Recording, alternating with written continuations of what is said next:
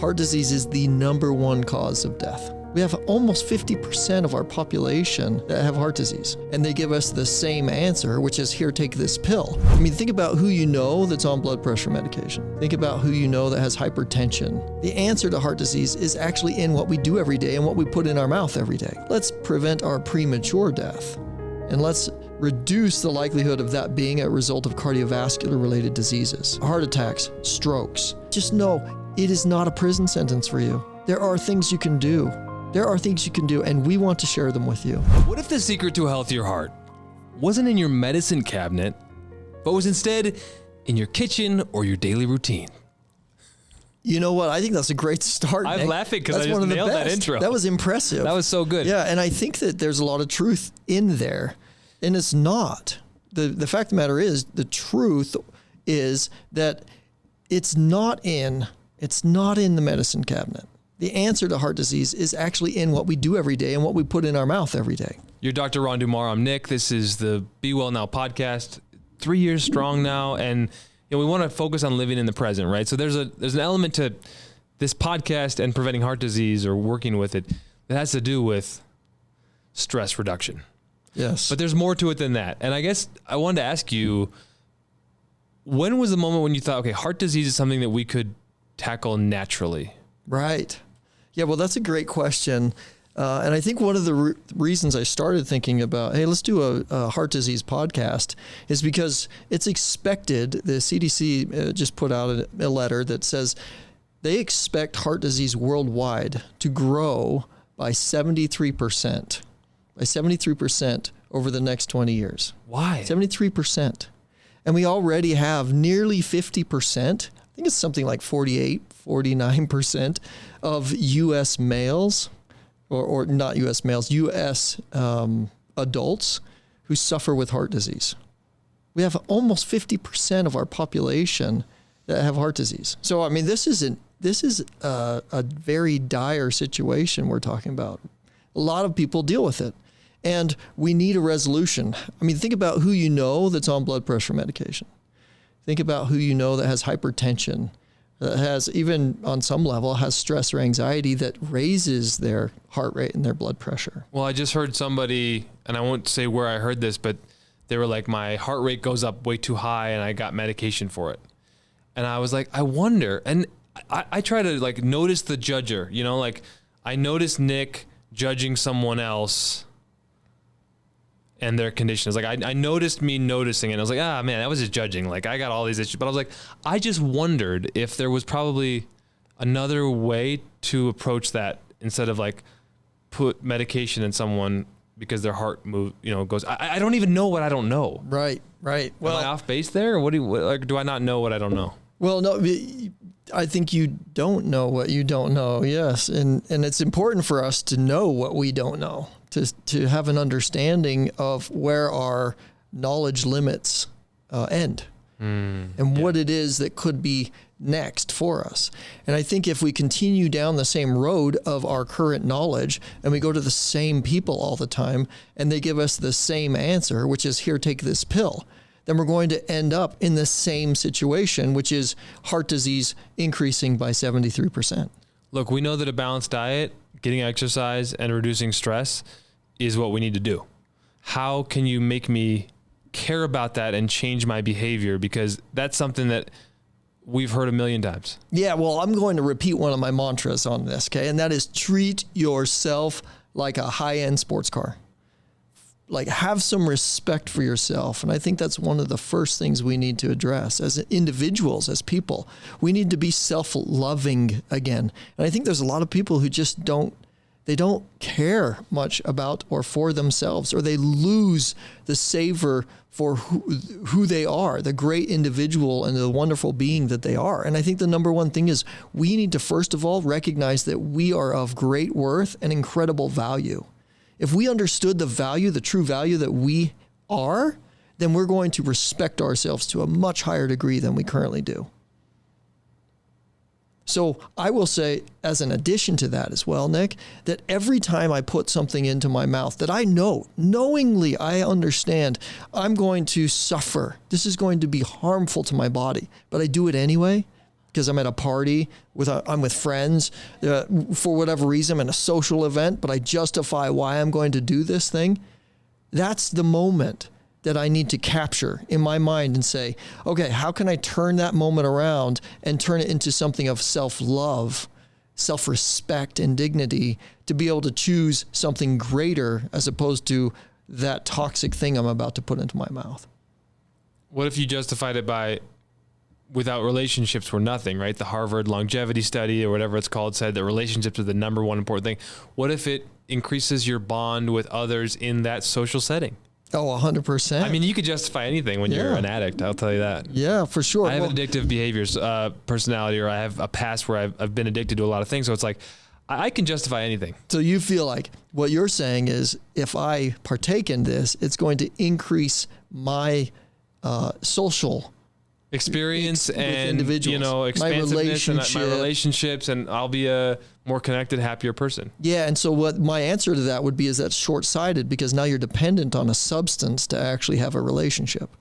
Yeah. So then what you're saying is that I can't almost have a relationship in the way that I would anticipate having a relationship without this substance. I don't even know what substance or situation we're talking about, but I just could see, I don't even drink, but I could just see like every once in a while imbibing in something to, lubricate the social, nerves or whatever and to connect with people. Well, food brings us all together. Let's talk about food. Food does bring us all together, right. Nick, right? I mean, we just had Thanksgiving and food does bring people together. Yeah, I got to focus here. People love pie. Yes. Right? There's all sorts of pies that people love. I'm not here to say, I'm not here to be the Debbie Downer and say you can't ever have those things. I'm here to say, let's make choices as much as possible that are going to be promoting of our health overall.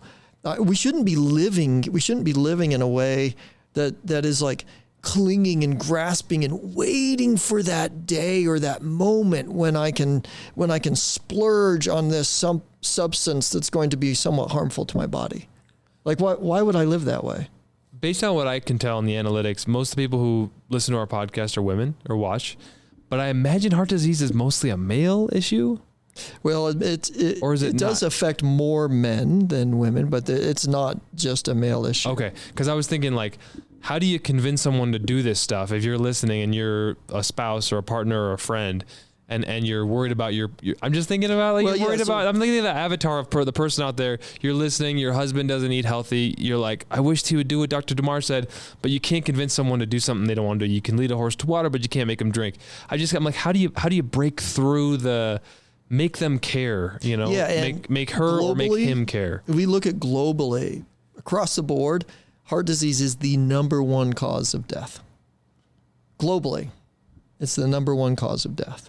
So we want to prevent as much as possible heart disease. We want to take steps to prevent this from developing in our own lives so that we can essentially prevent our own premature death. We're not trying to eliminate death, right? It's not what we're doing. We're here to say, let's prevent our premature death and let's reduce the likelihood of that being a result of cardiovascular related diseases, heart attacks, strokes. Okay. Let's see if we can reduce that from occurring and causing our untimely death. And what's one of the best ways for us to do that? It's to begin now assessing what we're consuming and eating. One of the things that I would recommend to people is something super simple. Really, it's called the DASH diet. And really what that stands for is dietary adjustments, essentially, that you're going to make in your life to stop hypertension. So basically the DASH diet means we're trying to reduce or stop heart disease in its tracks with these recommendations. So what are the recommendations? Well, it's really eating food from the earth. It's the things that we talk about on this podcast all the time. It's eating organic, healthy, naturally occurring food. Using herbs and plants as your first line of medicine as opposed to harmful toxic substances and chemicals, right? Reducing your exposure to dangerous potential frequencies. Reducing your exposure as much as possible to even X-ray images, as limiting things as much as you can, because there's radiation that comes with all of those. And so the less exposure we can have to those, the better that our body's going to do. But there are certain substances that we can look to ultimately as well and say, okay, how can we, beyond diet, beyond fruits, beyond vegetables, beyond making sure that we're having plenty of vegetables and a good amount of well-sourced meat, pasture raised, not farm raised, not farm lot, I would say, raised meat, but actual pasture raised meat is what you're looking for. And you want the animals to have been treated well, right? You want them to, it actually matters the way that your food is treated, your food source is treated during its life. If it's constantly under stress, if it's constantly in a state of disease or illness or ailment, and they have to artificially suppress or support that animal just so that it stays alive to end stage in order so it can make it to where it's going to be processed for food, is that really a substance we want to be consuming? And so the source of your food does matter. It does matter where you source your food, your meat, your veggies, and your fruit. So I would pay close attention to all of those. On exercise, it really comes down to doing something every day. And exercise is more about walking, hiking, finding a fun activity that you enjoy. Do you like to ski? Do you like to do cross-country skiing? Do you like to do snowshoeing? It's winter time now, right? So I'm talking about winter. I'm listing off all these winter activities. But there's got to be something that you can do physically to get physical exercise. I mean, physical exercise is necessary. One of the reasons is our muscles in our legs, there's a muscle in there, and it's called the soleus muscle. This muscle is so critical and so important. It's actually called the second heart. It's a nickname for that muscle. And the reason it's called the second heart is because it pumps as it contracts, as we walk. That's how it contracts. As we move, we run, we jump, we play. The pressure on the vessels in the leg pumps all of the blood back up to the heart. So the heart pumps all of the blood out to the body, and from the legs, this soleus muscle contracts and pumps all the blood back to the heart. So it's called the second heart. It's a critical muscle. So we need to figure out ways to be pumping and moving that blood. If we don't move the blood, what happens? It becomes stagnated. It becomes stale. It can begin to form. If you have stagnated blood, what happens? Well, it can form a clot. It can become fibrolytic, right? And we need to have things that are anti-fibrolytic, that can break up. We need to have things that can break up the fibrin that is in the vasculature. Okay, so foods that can help do that are things like ginger, garlic. You can even have omega fatty acids. So eating fish would be a really good source to get those omegas and those fats. Eating quality fats. We've talked about them a lot on this podcast as well. Tallow. There's coconut oil. There's olive oil that's really good to consume. Ghee is a really good source of fat that's going to help with the vasculature. But a lot of these fat, they help your endothelium. That's really one of the reasons you want to do it. The endothelium is like the lining on the inner side of the vessel itself. So it's going to help prevent the endothelium from having irritation or damage as the blood moves through it. There's friction there, right? And as the blood moves through, you can have either an infection that takes place within the vessel itself, and a sore or lesion, just like occurs in your mouth, like a canker sore, right? That can start to happen within your vessel. And you need to protect that endothelium. And one of the ways we do that is by eating those proper foods. And I've been talking a whole lot, but this is so important, and it's something that means a lot to me. And I think that we can make a lot of difference with some simple suggestions. Well, you have a litany of supplements on the table. Should I take any of these every day to try to prevent heart disease, or what? Because so that's what I want. I want here. Plug and Play. I just mentioned omegas. So omegas are super good. They're very, very beneficial for them. Could anyone patients. take omegas? Anyone can take omegas. Obviously, these are a little bit larger as far as this one as well, the capsule that it comes in. But anyone can take omegas. You can take liquid omegas. And then also here, I really like cod liver oil because vitamin D is another thing that helps with cardiovascular health. And cod liver oil supports the production within the body of vitamin D. Vitamin D is produced in the liver. It's actually made, the initial form is made within the kidney, and then it's sent to the liver for more processing and producing. And then it becomes the active hormone we call vitamin D. And that helps in the cardiovascular system. It's also very good for the immune response in the body. So yeah, there's a lot of different things. I mentioned the importance of having substances that could actually break things down within the vascular system so that we would prevent forming a clot. A substance known as pycnogenol, which is maritime pine bark. It's very good at doing that. Also, lumbrokinase. This is I love using this with heart-related patients. Lumbrokinase is the enzyme that earthworms use to resolve and soften the ground. So the dirt, they move through it. They secrete this enzyme, lumbrokinase, and they secrete this so that they can move and push through the dirt.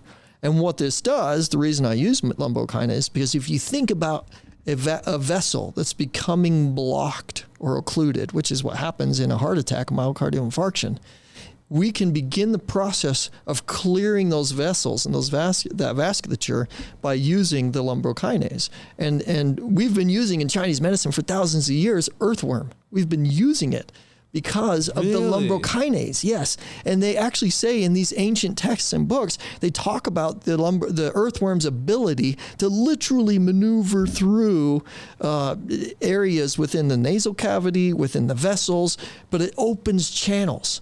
And this is so fascinating because this knowledge has been around for thousands of years, and now we're beginning to harvest some of it and understand it and put it into practical application, even more practical application in our modern way, right?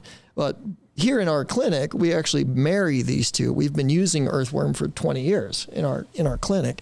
But now we also use lumbrokinase as an enzyme, which essentially is similar to using the earthworm. We use it for similar reasons. See, the way I think is like making this podcast, earthworms. Yeah. For heart disease. Right. There you go. I want the clickable. I want maritime pine bark. There you go. It's not as sexy as an earthworm. Yeah. Earthworm sounds nasty. Just may be may be the one in your backyard that could cure your there's something in the ground. Well, but it is interesting. I mean, all these plants and compounds, on God's green earth that we continue to discover are all the keys to unlocking these doors. That modern medicine is sort of based off of, right? Mm-hmm. And when we talk about like natural medicine, traditional medicine, like what is that even?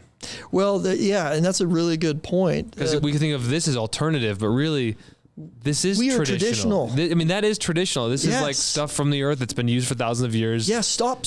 Let me, just a public service announcement, everyone. Stop calling Western medicine traditional medicine. There's nothing traditional. I lived in England for 2 years, and the last thing they would call my country, the United States of America, is a long-time traditional country. They called us a baby country. That's what they would refer to us as. A baby. You're just a baby country. You guys are just barely beginning. Oh, you guys don't even know much of anything. Well, the reality is, if you look at the history of medicine, Western medicine, allopathy, drug, focusing things with synthetics, right? They're a baby medical system. They've hardly been around. You look at the medicines that we have right here in front of you. This is traditional medicine. It's been around for thousands of years. And now we're pulling these together and saying, okay, we're putting them in a context and a framework that we can wrap our brains around. That's really all we're doing. They've been here forever. But now we're presenting it in a way to say, hey, this stuff works. And it works in a scientific way, it works physiologically, and it's going to work in your life too. I love that. So we've talked about lifestyle and diet. You want a balanced diet, Mediterranean, or you talked about DASH. So we want fruits, vegetables, whole grains, lean proteins, healthy fats like olive oil and avocado oil, or avocados, both. Avocados are great. Avocado oil. We talked about ghee, all the great fats. Nutritional supplements, omega-3 fatty acids. We didn't talk about CoQ10, CoQ10, vitamin D, yeah, magnesium. Let's talk about some of these. People love to think I can just get one supplement, it's going to change my life. So let's entertain that and see where we can go on, with that conversation. Well, CoQ10 is an antioxidant. It's a very unique substance that helps with the mitochondrial function. So if you can improve mitochondrial function in your body, you can actually improve the health of the cells. We talk a lot about metabolic health in our clinic and on our podcast. This is a key compound for making sure you have available in your diet. Okay, well, you can get CoQ10 from nuts and seeds and from quality fats and things like that. But CoQ10 every now and then, just taking a supplement, making sure you're getting a dose of CoQ10 to help the mitochondria as a powerful antioxidant. It's really good for the brain. It's very good for the nerves, and it'll support your ability to process information and heal your brain and your nerves. It's also really good for your cardiovascular system, for the blood, for blood product and blood flow too. So that's one of the reasons I wanted to include CoQ10 for today. I'm curious about vitamin D because we did my labs recently and I was low on D, and you mentioned I think cod liver oil or what's this one? Yeah, cod liver oil or the omegas. And I said, I'm like, why not just take vitamin D? So what's the conversation there? Oh yeah, so I'm glad you brought that up. So most of your vitamin D, majority of your vitamin D supplements, as a supplement, are synthetic. So it's not like, oh, I'm getting vitamin D the natural nature's way. Well, the way to get vitamin D the nature's way is through the sun. The sun, actually, the rays of the sun literally vibrate and massage your kidney. Massages your kidney, produces 25-dehydroxy sent to the liver. That initiates the production of the hormone we now know as vitamin D3. Okay, so that's what we're looking for is vitamin D3 hormone. So the other way that we found, there was a scare in the late 1800s, early 1900s called rickets. If anybody's familiar with that, but it was a bone softening disorder, and kids were they were developing these curved tibias and femurs, and it was just a really, really difficult thing for the people to deal with. And so they found that if they got proper exposure to sun, that it actually allowed the kids to reduce the incidence of rickets. And then they said, okay, well, vitamin D seems to be what it is. It's the causative factor or a lack of vitamin D. So how do we improve that? And the cure or the answer to it was cod liver oil. So you may have, if you ask your grandparents, or if you ask your parents even on some level, they may have stories about how they had to take, as kids, cod liver oil every day. Their parents made them take that. And at some point, they understood that they were taking it because it was giving them vitamin D that was helping their bones to be strong and healthy. Okay, well, somewhere along the line, that became more of a tradition rather than an actual understood practice. They didn't know why they were doing it anymore. And so now we well, I don't like the taste of cod liver oil, so why would I take it? And so it's fallen out of our practice.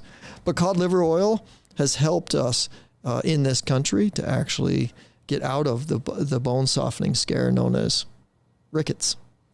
So what would you recommend if someone's low in vitamin D? So I would recommend, first of all, appropriate sun exposure. So that's the number one thing, first of all. And so how do you get the appropriate sun exposure? Well, at our latitude, it's a little harder because the rays of the sun come differently. But you need 75% of your body exposed to direct sunlight for at least 25 to 30 minutes every single day. Okay? So if you're not able to do that every single day, then you need to do something additional to make sure you're getting appropriate amounts of vitamin D in your diet and your body. So that's when you would look to doing cod liver oil and or omegas or both. Okay? And not a vitamin D supplement? Not yet. Okay, so that's the first step. Then the next step is, okay, if you're still not getting the appropriate levels in your diet, if your blood product's not showing appropriate levels of vitamin D, then you do a supplement. Okay, that would be the stepwise approach to that, right? Minimally invasive. First do the sun because that's how it's produced in the body, and maybe you don't have certain supportive factors that actually allow the body to produce vitamin D or 25-dehydroxy. That's when you would go for the fats. Right? Go for the cod liver oil or the omega-3 fatty acids. Gotcha. And then if you're still not doing it, then Okay, let's do a supplement. So it sounds like to me you're trying to inform people of all the different natural ways to work on preventing and treating heart disease, and yet you always recommend consulting your healthcare practitioner. 100%. I mean, this is not like, okay, I heard this thing on a podcast and let's do what he said and not get my blood labs or can't they just put all this into ChatGPT and get answers? They can, and you get a lot of answers. You get a lot of answers, and here's the truth: I look at a patient profile. That's what I base my recommendations on. So for one patient, I might do cod liver oil, or we might do a supplement, right? Or based on their profile, I might do L-arginine or something else, okay? So it's not like I'm throwing all of these. You might have a tendency to look at this, and I know certain patients will. I know some of my own patients that I've met with, they may be the type of individual to be like, okay, I'm going to buy all those and I'm going to hit them hard because that's the way I do things. That's the way I don't always do it like that, but that's what my inclination is. If I have the money, I'm like, give me all the supplements, give me all this stuff, let me buy it all. And like by buying it, and I'll buy in literally. Yeah. And then I'll be more motivated. I'm like, I'm doing the thing, you know? Yeah. I just want some system that I can follow. And the system to follow, I think, is great. But that system needs to be prescribed by somebody who understands why it is you're taking each one of those and what the potential deficiency that is found in your blood work or within your symptomology that they're trying to alleviate. And if you don't have a measurable, objective goal that we're working towards, then we're just kind of grazing, right? We're literally just, I saw that on Facebook, so I should order that. It said it was good for the heart. These things are very beneficial, very good for the heart. We haven't talked about this last one, which is my daily heart formula. Daily heart health formula. So I put that together a number of years ago. That's my favorite. And Sun Shi. Okay. Sun Shi. Yep, those are blood movers. I have no idea. Go ahead. I just was giving you blood movers. But one of the cool things we say blood movers. One of the really great things about herbs is when they are a blood mover, like aspirin is a blood mover. It's a blood thinner. And so a lot of patients are placed on aspirin, like their doctor will tell them, do a daily aspirin. Okay. But you do need to still be careful with taking something like that every single day, because doing something every single day is going to adapt your physiology. And if we're not meant to be adapting our physiology in that pattern or that way, or if we get full to where we're at the point where it's like, okay, this is ideal for me in the physiology and taking aspirin. Well, I keep taking it. Now I'm over full. Now I'm in excess, right? Now I'm pushing a pattern to excess. And so it's going to cause some other issue physiologically in my body. And so that's one of the reasons we say, make sure you're working with a practitioner. Make sure you're working with a nutritionist, a functional medicine doctor, a Chinese medicine doctor, a chiropractor trained in internal medicine, somebody who knows and understands what it is you're taking and what it's going to do physiologically to you, and he knows best essentially how to consult with you. This is something that I developed so that patients, especially my heart-related patients, could take this, and usually I'll combine daily heart health. These are all blood nourishing, blood moving, blood enriching herbs. I'll combine this with this L-arginine and L-citrulline. This combination, L-arginine and citrulline, the guy who developed this, or we could say he discovered it. We're talking about amino acids here, but this combination of amino acids, what did we learn was a combination of amino acids? We call them, if it's a short chain amino acid, we call it a peptide. If it's a long chain amino acid, we call it a protein. Okay. So, you could say, combining L-arginine and citrulline, it's a short chain, it's a peptide now. So the combination here of L-citrulline and L-arginine, the guy who developed this was actually given a Nobel Prize for its impact on heart health, on hypertension, because it was shown that this combination dilated the blood vessels. Well, if you're going to allow the blood vessels to relax and dilate, what happens to your blood pressure? It drops. So this is one aspect. Now, if you happen to suffer with that issue of heart-related issues, diseases, then that combination would be great for you. But if you have some other issues that you're concerned about, or if your blood is more coagulant, then you need to be looking more for something like lumbrokinase or pycnogenol. Okay. So there's a system to understanding how the body's functioning and how to treat it. And I've seen you analyze labs, and it's very much in the context of me and the numbers and my history. And it's like, you could put all these into a computer, ChatGPT, but it's like, I trust you over, AI. And I just don't know if everyone is in that space, but they're going to try AI first, obviously, or the internet. They're going to try WebMD, whatever they're going to try. But then it's like, okay, I'm still feeling frustrated. And that's where they go to someone like you. Community Health and Wellness, Heber City, Utah. How can they reach out? Yeah, you can find us at CHW, www.chwheber.com. You can also call our phone number, 435-657-3696. You can call us. You can text us. Probably easier to text that number. My staff will get right back to you. Because during regular business hours. Yes. So go ahead and feel free to text that number, send us a message, shoot us a question. We'll get back to you. And just know that heart disease is reversible. It is not something that we all have to be strapped with. It's not something, because if you look at your family, and you say, well, my father had heart disease, my uncle, my brother, and that's the situation you're in. It just runs in my family, yeah. Yeah, just know it is not a prison sentence for you. There are things you can do. And we want to share them with you. And we can help you. We can put a plan together for you specifically.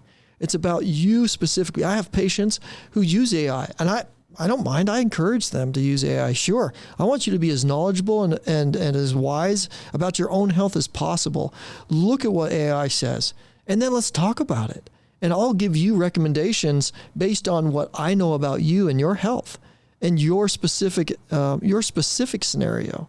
AI is not going to do that. AI is basically taking from a large conglomeration that everybody has said out in the internet, and it's trying to pool it together and give you as much information as possible. So it's going to give you a trove of information about certain topics, but it's not always distilled the way that a professional can distill it.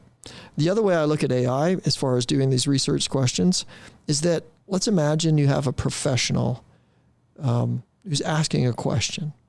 Let's say that there's a nuclear scientist, right?